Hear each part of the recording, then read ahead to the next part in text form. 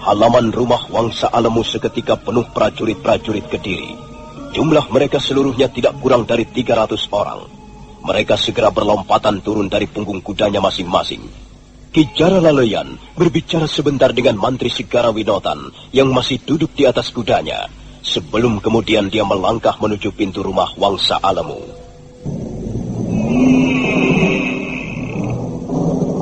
Ki Jaralaleyan menghentikan langkahnya. Untuk sesaat lamanya dia berdiri di tengah-tengah pintu. Dia melihat Wangsa Alemu dan istrinya duduk berdiam seperti arca. Mereka berdua sepertinya sedang kebingungan, tidak tahu apa yang hendak dilakukan. Adi Wangsa Alemu, ada apa? Apa yang telah terjadi? Maafkan aku, Kakang Jaralaleyan. Maafkan. Iya, kami telah teledor, Kakang Jaralaleyan. Maafkan kami. Ada apa? Coba ceritakan apa yang telah terjadi. Apakah kau sudah melapor pada Mantri Segara Winotan, Kakang? Ya, sudah beres. Dan sekarang Tuanku Mantri Segara Winotan menunggu di halaman bersama 300 orang prajurit Kediri. Aku sudah memberikan laporan secara lengkap tentang wanita pelarian itu. Rencana kita gagal, Kakang. Gagal bagaimana? Semalam dia berhasil melarikan diri. Oh, mengapa bisa begitu, Adi Wangsa Alemu? Celaka. Kita semua bisa celaka. Kau terlalu sembrono. Iya, aku memang telah berlaku sembrono. Ternyata istriku tidak bisa kupercaya. Kok kau menyalahkan aku, Kang? Kau sendiri enak-enak tidur mendengkur. Kita harus saling membantu, Nyai. Kalau kau tahu bahwa aku sedang tidur, maka kaulah yang harus menjaga perempuan itu. Jangan kau juga tidur. Enak saja. Semua ini karena kesalahanmu sendiri, Kang. Kau mengharapkan hadiah 400 ringgit, tapi kau menganggap enteng perkara ini. Nah, sekarang begini akibatnya. Kita semua jadi susah. Kaulah yang membuat kita susah. Apa? Aku membuat susah? Kang, jangan mau menang sendiri, Kakang Alemu. Siapa yang membawa perempuan itu ke rumah ini? Selama ini kita hidup tenang. Kita tidak mempunyai persoalan apa-apa. Tapi tiba-tiba kau membawa perempuan itu kemari. Dan tiba-tiba kalian berdua mempunyai gagasan untuk menyerahkan perempuan itu pada pemerintah Kediri karena tergiur hadiah 400 ringgit. Dan sekarang, Kang, setelah ternyata rencana kalian gagal, kok aku yang disalahkan? Sudah. Tak ada perlunya kita ribut-ribut di sini. Tak ada gunanya saling salah menyalahkan. Lebih baik kita segera menemui Tuanku Mantri Segara Winotan. Ampun, Tuan. Ampun. Maafkan kesalahan kami, Tuan. Ini memang kesalahan kami. Ada apa, Wangsa Alemu? Mana perempuan itu? Jaralaleyan mengatakan bahwa perempuan itu ada di rumahmu. Sekarang mana dia? Cepat bawa keluar. Ampun, Tuanku Mantri. Semua ini karena keteledoran kami. Terutama sekali karena kelalaian istri hamba, Tuanku Mantri. Tidak, Tuanku Mantri. Bukan hanya karena kelalaian hamba, Tuan. Dia juga bersalah. Dia menganggap remeh perempuan itu. Ada apa ini? Jaralaleyan, apa yang telah terjadi? Aku datang ke rumah ini bukan untuk melihat orang bertengkar. Begini, Tuanku Mantri Segara Winotan. Tapi sebelumnya kami mohon ampun, Tuan. Ternyata kami telah kebobolan, Tuan. Perempuan buron itu semalam berhasil melarikan diri. Kurang ajar. Kalian berani sekali mempermainkan aku. Jaralaleyan. Iya, Tuan. Aku tidak mau tahu. Aku jauh-jauh datang kemari membawa 300 orang prajurit Kediri karena laporan yang kau sampaikan padaku semalam. Kau mengatakan bahwa perempuan pelarian itu berada di rumah Wangsa Alemu. Iya, memang berada di rumah Adi Wangsa Alemu, Tuan. Tapi karena kelalaian Adi Wangsa Alemu dan istrinya, perempuan pelarian itu berhasil meloloskan diri. Aku tidak mau tahu soal itu. Pokoknya kalian bertiga yang harus bertanggung jawab. Kalau sampai perempuan pelarian itu tidak bisa kami tangkap, kalian bertiga akan kujebloskan ke dalam penjara. kalian akan kutuduh sebagai warga desa yang tidak bertanggung jawab dan telah mempermainkan pemerintah Kediri. Hai, prajurit semuanya. Sekarang kita bergerak menyebar. Kukira perempuan itu belum pergi terlalu jauh. Tutup semua desa Toyorungun ini. Mulai dari Kancipuri, Kacapiniran, Dewa Ramai, Kapila, Kertayasa, Kukap, dan Hambal. Semua tugu perbatasan desa-desa tersebut harus dijaga ketat. Semua orang yang lewat, baik berjalan kaki ataupun mengendarai kuda, ataupun gerobak, ataupun kereta, harus diperiksa. Jangan sampai ada yang kelewatan. Kalau kalian melihat orang yang pantas dicurigai, langsung tangkap saja. Nah, ayo kita berangkat. Sebagian menuju ke arah utara dan sebagian yang lain menuju ke arah selatan. Kemudian kita menyebar ke berbagai jurusan.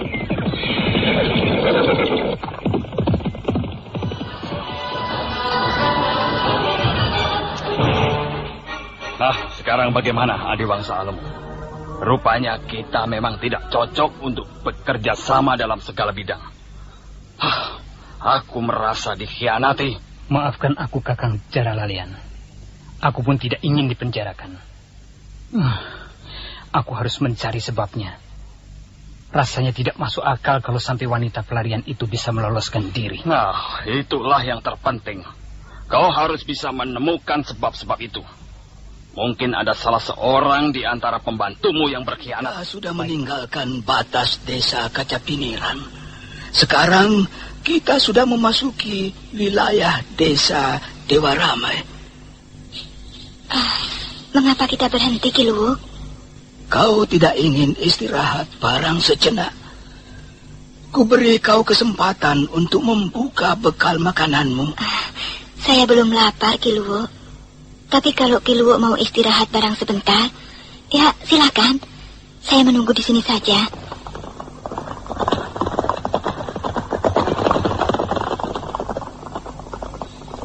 Aneh sekali. Ada banyak prajurit-prajurit Kediri berkeliaran sejak tadi. Apa yang mereka cari? Kelihatannya mereka sedang mencari seseorang, Ki. Iya. Mereka suka membuat ulah. Tingkah laku mereka menyebalkan, sombong, dan sewenang-wenang. Sepertinya pemerintah Kediri kurang disukai rakyatnya. Apa benar begitu, Ki? Bagaimana pendapatmu, Ki Luwuk? Pendapatku hampir sama dengan pendapat warga desa pada umumnya. Memang, pemerintah Kediri pada dasarnya kurang disukai rakyat. Semenjak Prabu Kertanegara jatuh dan Jayakatwang naik tahta, kehidupan rakyat-rakyat di pedesaan mengalami perubahan besar-besaran. Mereka sering mengeluh, mereka ditekan, lapangan usaha semakin sempit, kehidupan rakyat kecil semakin hari semakin tergencet. Semua itu karena ulah kaki tangan Jayakatwang yang sering kali berbuat semena-mena. Tapi sudahlah, biarkan saja mereka itu. Pada akhirnya, kebenaran dan keadilan juga yang akan keluar sebagai pemenang. Nah, bagaimana? Kita teruskan perjalanan? Kau benar-benar tidak ingin istirahat barang sebentar? Tidak, Ki Luwuk. Kalau memang tidak ada apa-apa, sebaiknya kita teruskan saja perjalanan. Kalau begitu baiklah. Kau tenang-tenang saja. Kalau ada apa-apa, biar aku yang menghadapi. Nah, kau harus menutupi kembali tubuhmu dengan jerami-jerami kering ini. Iya. Ya, beres.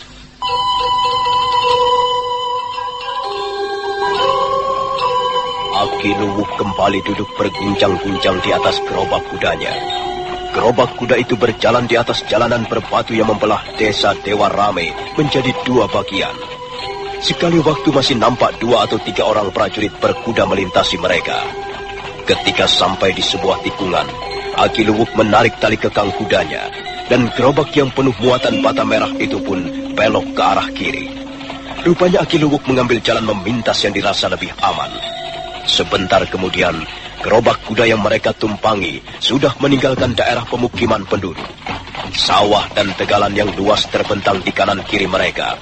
Mendadak Aki Luwuk menarik tali kekang kudanya.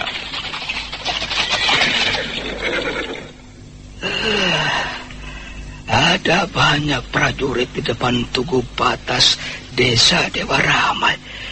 Rupanya keadaan sedang gawat. Apa yang mereka cari? Masa bodoh. Bukan urusan saya.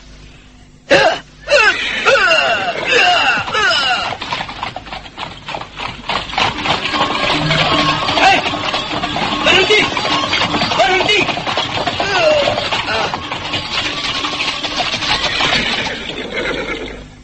Ada apa, Tuan? Berhenti dulu. Kami harus memeriksa gerobakmu. Ayo, kau turun dulu. Semua yang melewati perbatasan desa ini harus diperiksa. Ini perintah langsung dari Tuanku Mantri Segara Winotan. Baik, Tuan, baik.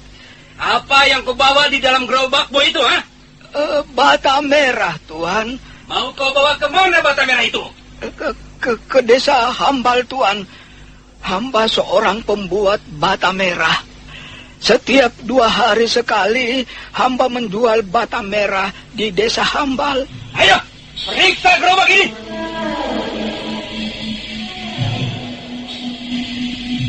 Dua orang prajurit segera melompat untuk melaksanakan perintah prajurit yang agaknya menjadi pimpinan rombongan. Mereka segera membuka tutup gerobak dan melihat ke dalam. Tak lama kemudian mereka pun kembali menutup gerobak itu dan melaporkan apa yang dilihatnya pada pimpinan rombongan.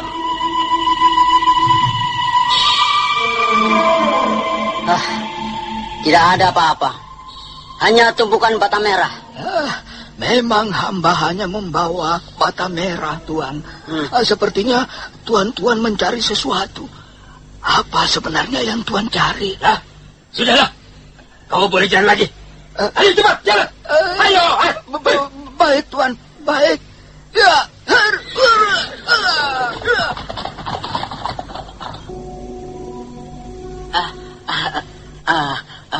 Tuan memanggil hamba? Ya, duduk, Sampit. Iya, Tuan. Kau adalah seorang abdiku yang paling setia dan paling bisa kupercaya. Iya, betul, Tuan. Sudah berapa lama kau bekerja padaku? Sudah cukup lama juga, Tuan. Mungkin sudah lebih dari 5 tahun. Ya, selama ini kau memang tidak pernah mengecewakan aku. Kau selalu bekerja dengan baik. Kau selalu memperlihatkan kesetiaanmu. Iya, Tuan. Karena itulah, aku semakin percaya padamu. Karena itulah upahmu semakin lama semakin tinggi. Sekarang ini, tiap bulan kau menerima 35 kepeng dariku. Iya kan? Iya, Tuan. Tapi sekarang kau telah membuatku sangat kecewa. Kau telah mengkhianati aku. Kau telah menyalahgunakan kepercayaanku. Hamba tidak mengerti apa yang Tuan maksudkan. Sampai. Iya, Tuan. Kau harus berkata dengan jujur. Kalau sampai kau berani berdusta, nasibmu akan celaka. Kau pergi kemana semalam? Hamba pergi kemana semalam? Awas, kalau kau berani membohongi aku. Ada seorang tetangga mengenalimu semalam. Ketika kau keluar dari rumah ini membawa seorang perempuan. Kau melewati jalan belakang. Apa benar begitu? Katakan yang sebenarnya, Sampit. Iya. Jangan pelintat-pelintut. Katakan bahwa kaulah yang membawa Misin keluar dari rumah ini. Kaulah yang membantu dia melarikan diri. Ayo, jangan mungkir, Sampit. Akui saja perbuatanmu itu. Iya, Tuan. Aduh, bagaimana? Ampun. Aku hanya butuh pengakuanmu, Sampit. Cepat katakan bahwa memang benar kau yang membantu perempuan itu melarikan diri, bukan? Iya, Tuan. Tapi apa? Sekarang sudah jelas. Ternyata kaulah biang keladi malapetaka di rumah ini. Ampun, Tuan. Hamba juga terpaksa melakukannya, Tuan. Hamba disuruh oleh Gusti Putri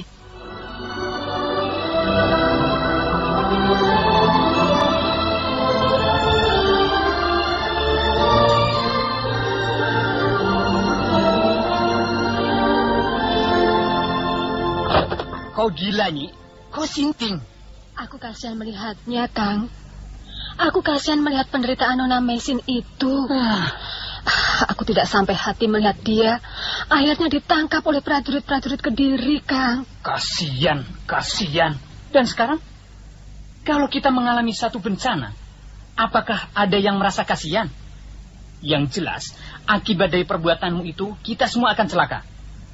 Kau dengar sendiri bukan? Tuanku Mantri Segarawinotan sudah mengatakan bahwa kita semua akan masuk penjara kalau sampai perempuan buronan itu tidak berhasil ditangkap. Kau senang masuk penjara? Kau mau masuk penjara? Oh, tidak, Kang. Aku tidak mau dipenjarakan. Aku juga tidak pernah berpikir sampai ke situ, Kang. Aku hanya kasihan saja melihat Nona Mesin. Dan aku ingin menolongnya. Tolong? Sapi gemuk yang tolong. Kau bukannya membantu aku, tapi malah berusaha mencelakakan aku. Istri macam apa kau ini? Duit saja maunya yang banyak, pakaian maunya yang bagus, tapi di tengah jalan kau menjegal suamimu sendiri.